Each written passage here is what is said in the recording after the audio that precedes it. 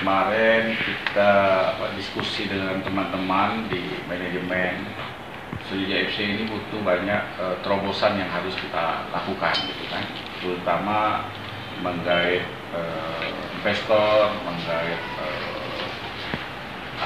sponsor, dan menggait semua harus kita lakukan. Kalau kita secara konvensional selama ini, kita akan ketinggalan. Nah, salah satunya kemarin saya ke Jakarta ketemu dengan Pak Gede Wigyadi untuk bicara tentang apa sebenarnya untuk mengelola sepak bola. Rupanya banyak sekali yang harus kita lakukan. Kemarin juga kita diskusi dengan pihak GSC untuk melakukan buat museum, buat kafe, dan buat merchandise. Nah, tentu itu adalah cara-cara untuk meningkatkan keuangan Sriwijaya FC dan meningkatkan value Sriwijaya FC.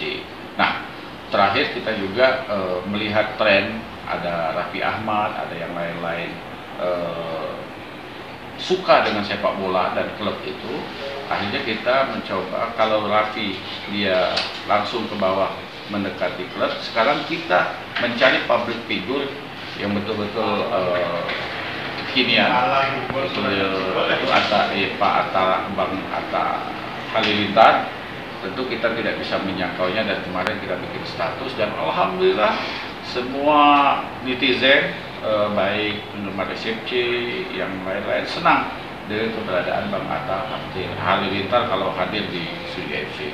Dan alhamdulillah tadi jam siang-siang tadi kita dapat berita juga Bang Atta Halilintar merespon. Mari kita bincang tentang apa yang diinginkan oleh Sriwijaya FC. Dan alhamdulillah Sriwijaya FC sudah membuat surat resmi kepada Bang Atta Halilintar untuk bicara, dan bicaranya itu tentu kita akan menyesuaikan jadwal beliau. Mudah-mudahan Allah SWT meredoi usaha kita ini, dan Sriwijaya FC tentu butuh dukungan, doa dari para supporter untuk menjadi yang terbaik kembali.